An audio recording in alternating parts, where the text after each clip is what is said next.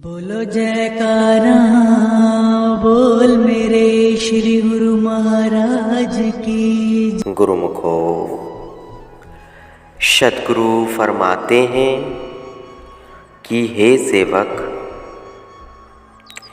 हम सब देख रहे हैं कि तुमने कितने कष्ट सहन किए हैं। विश्वास रखो कि तुम्हें उसका फल अधिक से अधिक मिलेगा। जहाँ इतना धैर्य किया है,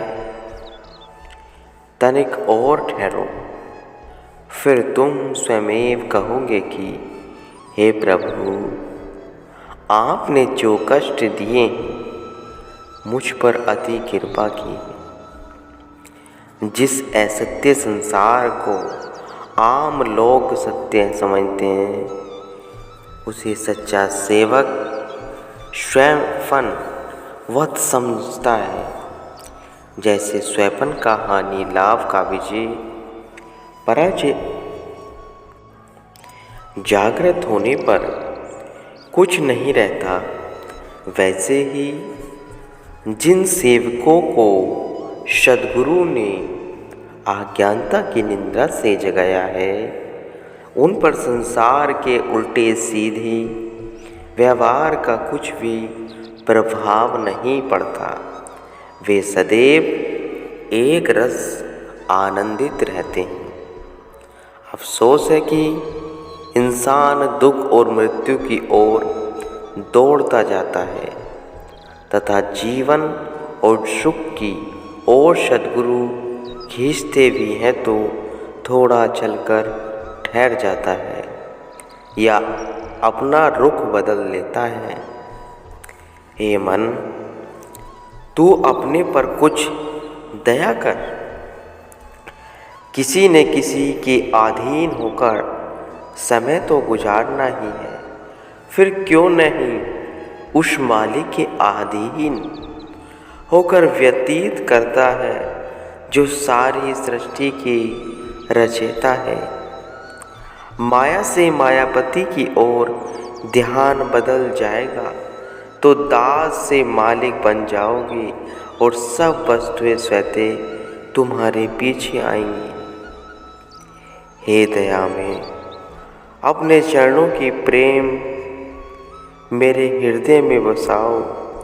माया की वायु मेरे भीतर की प्रज्वलित ज्योति को टिमटिमाती है, इसलिए अपने नाम और ध्यान का आसरा देकर मेरे हृदय की ज्योति को दीप्तिमान रखने की कृपा करें।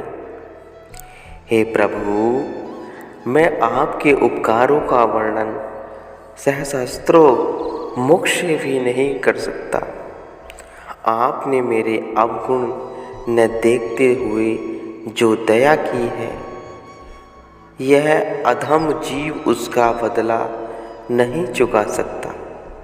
भला किसे यह चाहे न होती होगी मुझे सदैव प्रसन्नता प्राप्त हो, नित्य जीवन प्राप्त हो, किंतु वह केवल उन्हें मिलता है जिन पर हे प्रभु आपकी कृपा हो। हे प्रभु, मुझे क्षमा करो जो मैं कभी कभी मन के अधीन होकर यह इच्छा करता हूँ कि यह वस्तु दो या मेरी आस पूर्ण करो। जब मैं सत्गुणी वृत्ति में होता हूँ तो तब कहता हूँ कि जो आप चाहे वह दें, जो आपको प्रिय न लगे वह न दे, और सदैव आपकी मौज पूर्ण हो, क्योंकि मेरा हित करने वाले जैसे आप हैं, वैसे मेरे अंदर वाला मन नहीं है। तुम कभी निराश न हो। यात्रा करते चलो तो मंजिल पहुंच जाओगे। धैर्य मत छोड़ो, शीघ्रता न करो। मालिक पर विश्वास रखो कि वे तुम्हारा धैर्य वह सहनशीलता देख रहे हैं। दुख के पश्चात अंत में इससे सुख मिलेगा। जितना अधिक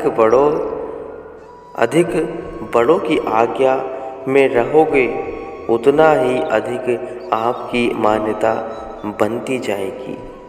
सत्पुरुषों का फरमान है कि हे सेवक, जब तुम अपनी इच्छा मालिक की मौज में मिला दोगे तब उसे देवता भी पूर्ण करने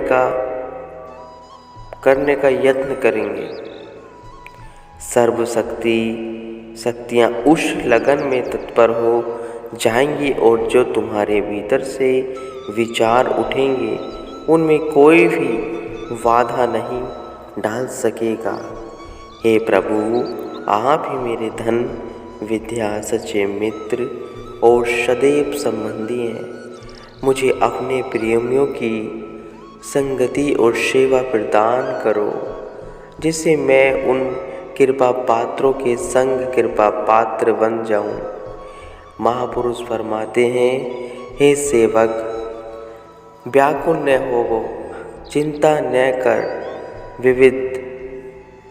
विपद या विपरीत अवस्था आने पर परेशान न होवो।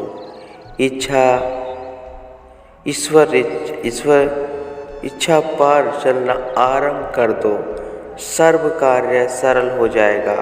हे दयालु पिता, मुझे तो प्रिय है वे लोग अच्छे लोग लगते हैं जो मेरे विचारों के अनुसार चलते हैं और मुझे शारीरिक सुख देते हैं, परंतु वास्तव में अच्छे वे लगने चाहिए जो आपके प्रिय हों।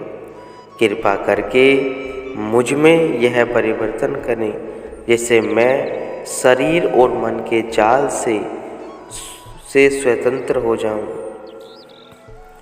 एक म्यान में दो तलवारें कैसे समाएंगी? एक दिल में मालिक का प्रेम, इंद्रिया रस दोनों नहीं रह सकेंगे। यदि मालिक का प्रेम चाहते हो तो इंद्रियों की इच्छाएं और शारीरिक सुख त्याग देने होंगे।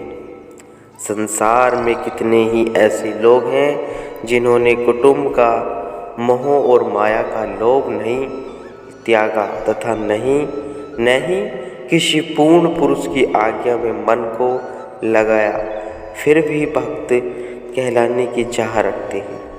स्वार्थी और विकारी लोग बाहर दिखावा परोपकार करते हैं, परंतु भीतर ही भीतर वे अपनी बढ़ाई की इच्छा रखते हैं। भक्ति पथ में गुरु कृपा की अभिलाषा हो, निम्नलिखित गुण धारण करने की आवश्यकता होती है।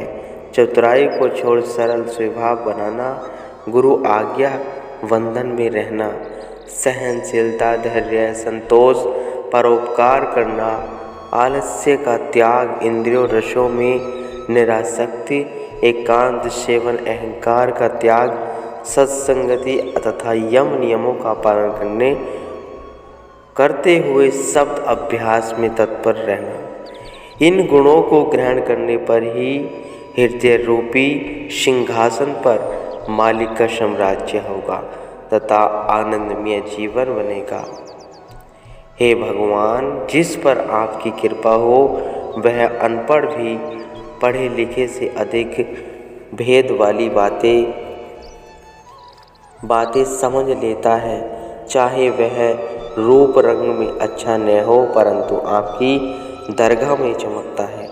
शरीर चाहे निर्मल है, परंतु कहीं जाता है तो बड़े बड़े शुर्मों को पराजित कर आता है। सद्गुरु का सच्चा सेवक वह नहीं है जो उनके हुक्मनामे को स्वर से पढ़े या प्रेम से चूम ले पर अमल न करे, अपितु उनका प्रिय सेवक वही है जो पढ़े, सुने और प्रेम से अमल करे गुरुमुखो।